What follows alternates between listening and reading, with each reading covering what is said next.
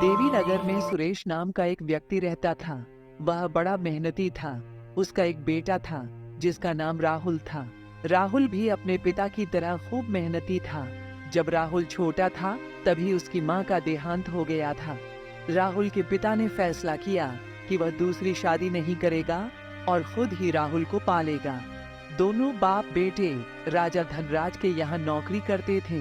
राजा उन्हें रोजाना उनकी काम के बदले उन्हें केवल 2 किलो अनाज देता था। इतने अनाज में बड़ी मुश्किल से दोनों बाप बेटों का गुजारा होता था, इसलिए वह दोनों हमेशा भूखे ही रहते थे। एक दिन गोपाल अपने पिता से कहता है, पिताजी, हमें राजा की नौकरी छोड़ देनी चाहिए।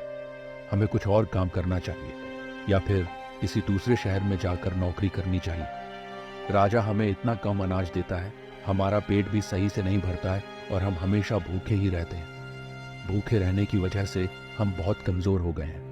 अगर हम खाएंगे नहीं तो हम काम कैसे करेंगे? बेटा, बिल्कुल तुम सही कह रहे हो।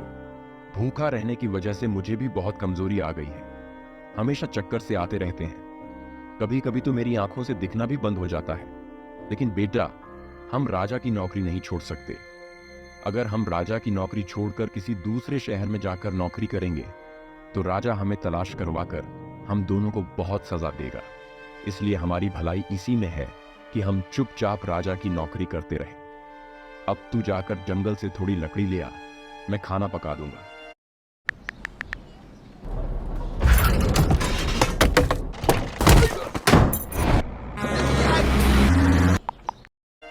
राहुल अपने पिता के कहने पर जंगल से लकड़ी लेने चला जाता है।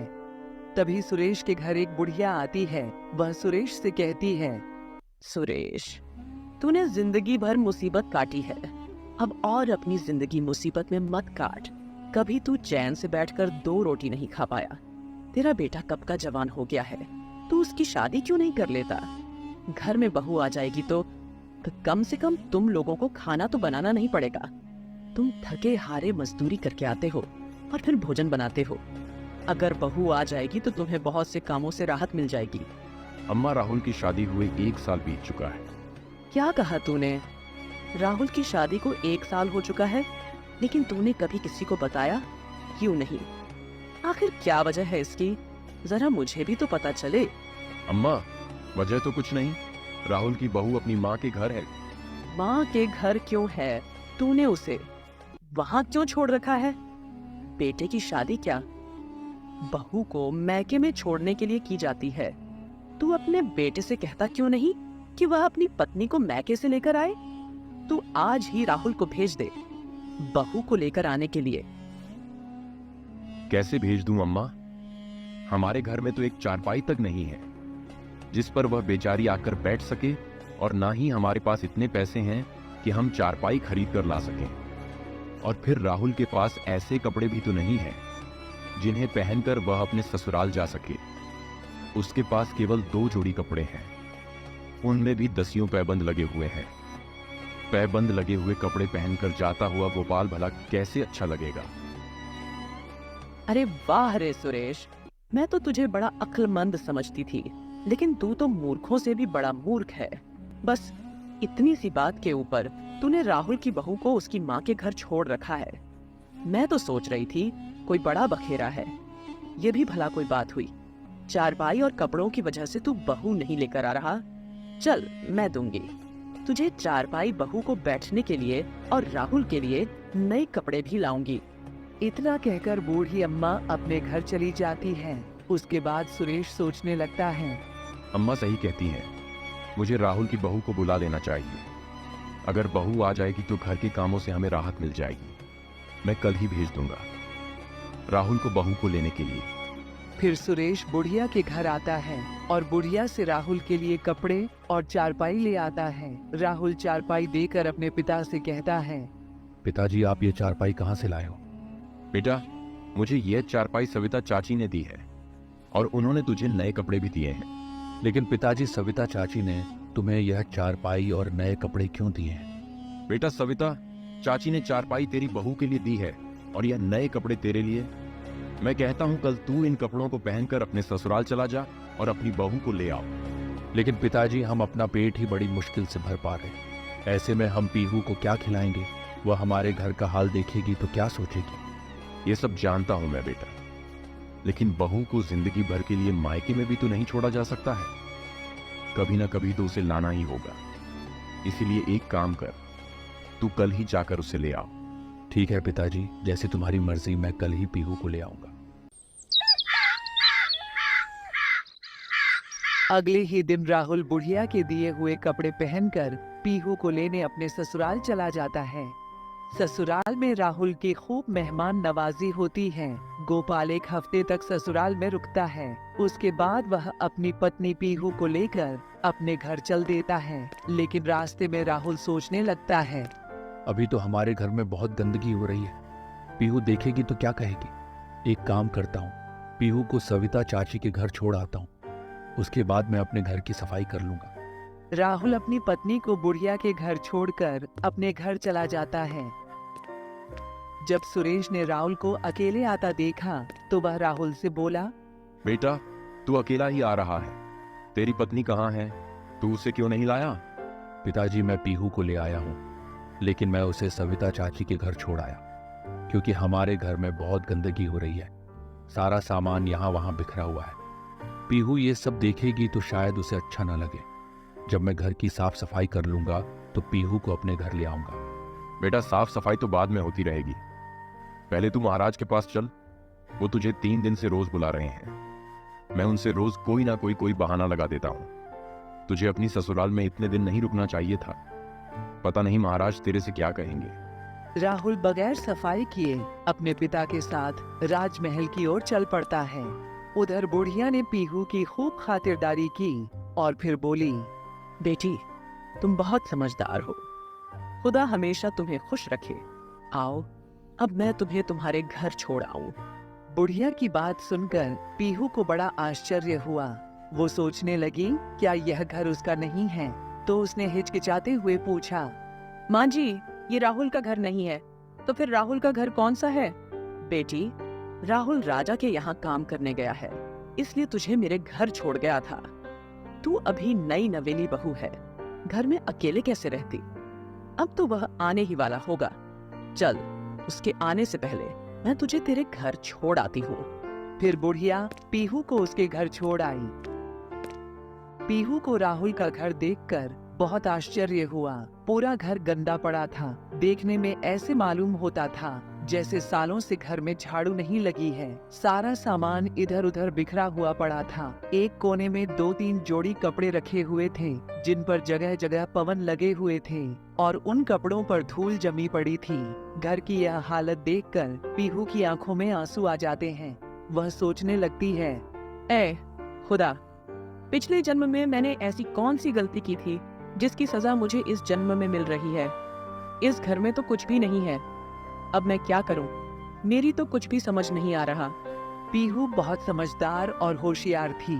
उसने सोचा, चाहे यह मेरे नसीब का एक हिस्सा है, अब मुझे कैसे भी करके इस मुश्किल से गुजरना होगा। वह हिम्मत करके उठी और घर की साफ सफाई में लग गई। कुछ ही देर में उसने पूरा घर साफ कर दिया और इधर उधर बिखरा हुआ सामान सही तरीके से लगा दिया। उसके बाद वह आराम करने लगी और राहुल के आने का इंतजार करने लगी। इंतजार करते करते रात होने वाली थी, लेकिन राहुल और उसके बाप अभी तक घर नहीं आए थे। पीहू बेचैन होने लगी। इतना बड़ा घर और उस घर में वह अकेली। उसका दिल घबराने लगा कि कहीं कोई गैर मर्द आकर उसके साथ कुछ गलत ना कर दे। उसके दिमाग में तरह तरह के ख्याल आने लगते हैं। उतने में ही राहुल और उसका बाप आ जाता है। घर आकर उन्होंने देखा कि उनके घर का नक्शा ही बदल गया था।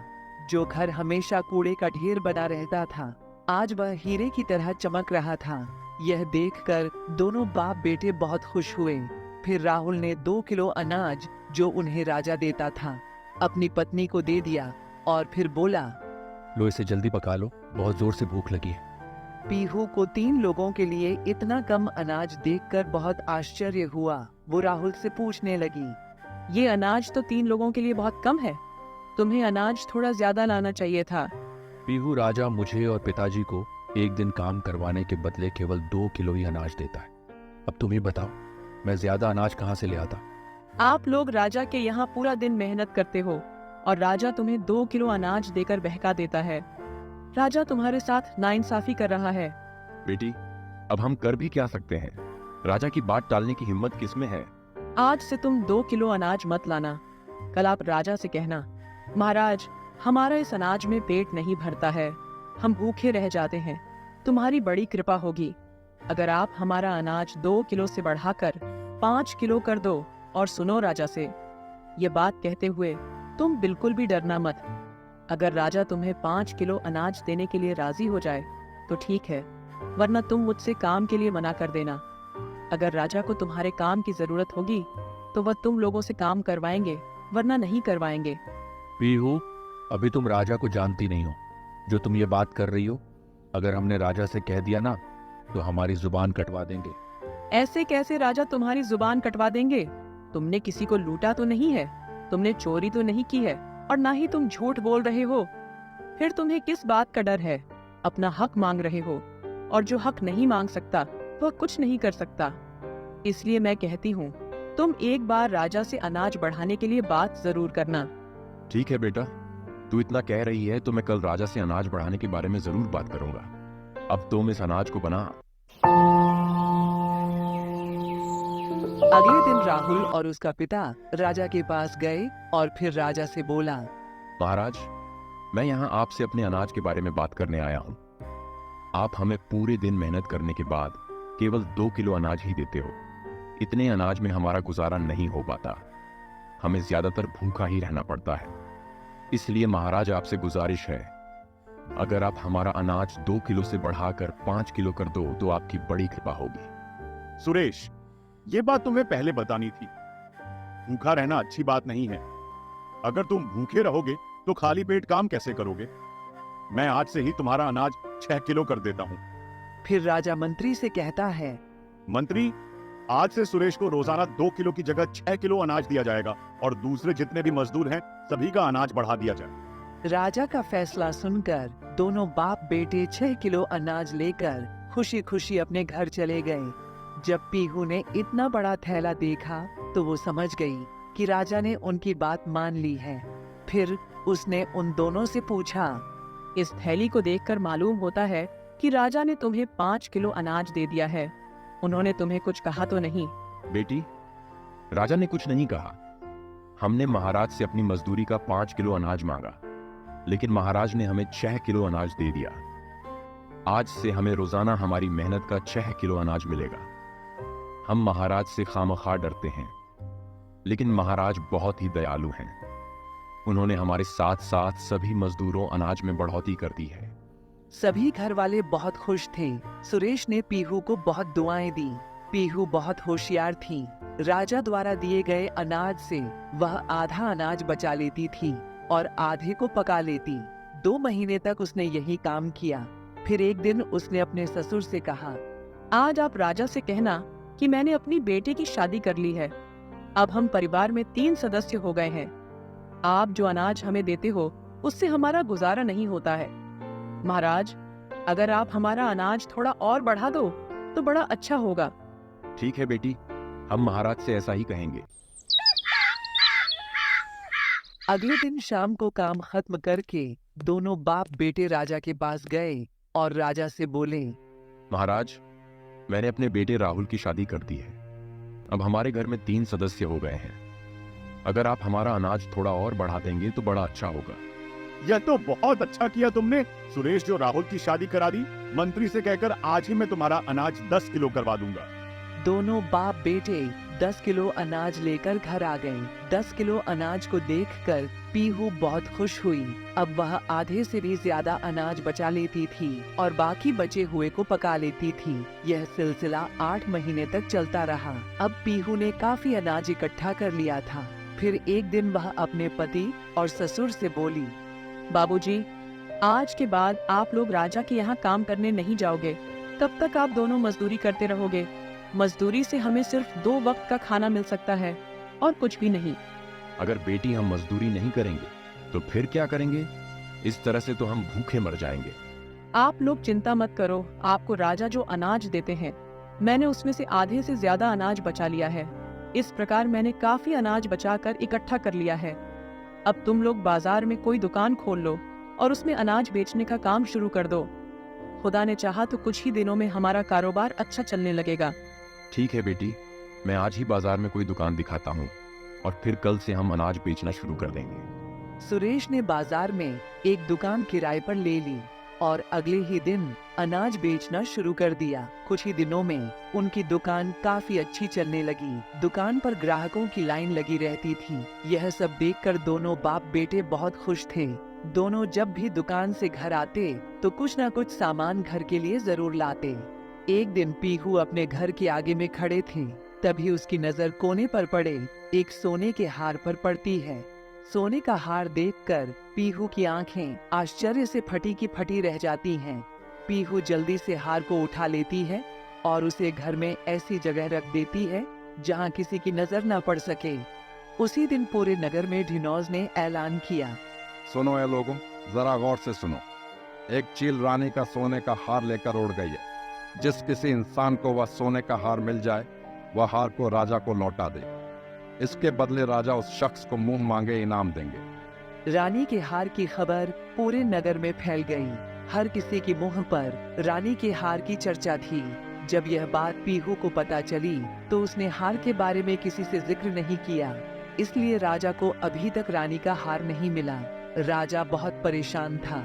वह मंत्री से बोला, मंत्री, हार के बारे में कुछ पता चला या नहीं? महाराज, अभी तक कुछ पता नहीं चला, लेकिन हार की तलाश जारी है। तुम एक काम करो, पूरे नगर में दोबारा ऐलान करवाओ कि अभी तक रानी का हार नहीं मिला। अगर किसी भी आदमी को हार के बारे में कुछ भी पता हो, वह बगैर डर के दरबार में आकर राजा को बताए और जो भी हार लाकर देगा उसे मुंह मांगे इनाम दिया जाएगा। मंत्री ढिनौज से दोबारा पूरे नगर में ऐलान करवा देता है। अगले दिन पीहू अपने ससुर और पति से कहती हैं, मैंने सुना है रानी का हार चील लेकर उड़ गई है और जो भी शख्स उस हार को तलाश करके राजा को देगा, राजा उसे मुंह मांगे इनाम देंगे। कहीं राजा झूठ तो नहीं बोल रहे हैं? नहीं बहू महाराज, कभी झूठ नहीं बोलते। वो जो भी वादा करते हैं उसे पूरा भी करते हैं। राजा को ज्योतिषियों ने बताया है कि हार किसी के घर के आगे पड़ा हुआ है। पिताजी, ज्योतिषी सही कहते हैं। हार हमारे घर के आगे पड़ा हुआ था। अब रानी का हार मेरे पास है। तुम राजा को यह हार ले जाकर दे दो। सुरेश पीहू से हार ले जाकर राजा को दे देता है। रानी का हार देखकर राजा बहुत खुश होता है। उसके बाद राजा सुरेश से कहता है, सुरेश, हम तुमसे बहुत खुश हैं। शर्त के मुताबिक अब तुम हमसे जो कुछ भी मांगना चाहते हो वह मांग लो। हम तुम्हें देने के लिए तैयार हैं। महाराज, मैं आपसे क्या मांग सकता हूँ? आपके हमारे ऊपर पहले से ही बहुत एहसान है। यह तो मैंने अपने कर्तव्य का पालन किया है। सुरेश, मैं जानता हूं तुम बहुत ईमानदार और एक सच्चे इंसान हो, लेकिन तुम्हें कुछ ना कुछ तो अवश्य ही मांगना होगा। मैं तुम्हें तुम्हारी ईमानदारी का इनाम देना चाहता हूं। महाराज, आप इतना कह ही रहे हैं तो मैं पहले अपने घर पर मशवरा कर लो, उसके बाद आपको बताऊंगा। ठीक है सुरेश, तुम अपने परिवार वालों से बात करके मुझे कल बता देना। उसके बाद सुरेश अपने घर चला जाता है। घर आकर वह पीहू से कहती है, बेटी, महाराज मुझे इनाम देना चाहते थे, लेकिन मैंने उनसे कह दिया कि घर वालों से बात करके बताऊंगा। आपने बहुत अच्छा किया पिताजी। अब आप राजा से कहो कि महाराज, अगर आप मुझे थोड़ी सी जमीन का टुकड़ा दे दो तो उस पर हम खेती करके अपने परिवार का गुजारा सही तरीके से कर सकते हैं। ठीक है बेटी, जैसा तुम कह रही हो मैं महाराज से वैसा ही कह दूंगा। अगले दिन सुरेश राजमहल पहुंचकर राजा के सामने खड़ा हो गया। राजा सुरेश से बोला, कहो सुरेश, परिवार वालों से क्या मशवरा करके आए हो? महाराज, अगर आप मुझे थोड़ी सी जमीन दे दें तो मैं उस पर खेती करके अपने परिवार का गुजारा कर सकता हूँ। फिर मुझे और मेरे बेटे को मजदूरी करने की भी जरूरत नहीं पड़ेगी। ठीक है सुरेश, मैं आज ही तुम्हें 5 बीघा जमीन दिलवा देता हूँ। मेरी दुआ है इस जमीन पर खेती करके तुम खूब फलो फूलो और जीवन में आगे बढ़ो। फिर राजा मंत्री से कहकर सुरेश को 5 बीघा का जमीन दिलवा देते हैं। अब सुरेश दिन रात खेत में मेहनत करता है और राहुल अनाज की दुकान चलाता है। कुछ ही दिनों में वह बहुत मालदार हो जाते हैं। फिर राहुल एक बहुत ही शानदार घर खरीद लेता है। अब उनके घर में किसी भी चीज की कमी नहीं होती। इस प्रकार राहुल की बहू की समझदारी और चालाकी से उसके गरीबी के दिन कुछ ही दिनों में अमीरी में बदल जाते हैं। तो हाँ दोस्तों, ऐसे ही मजेदार कहानियां देखने के लिए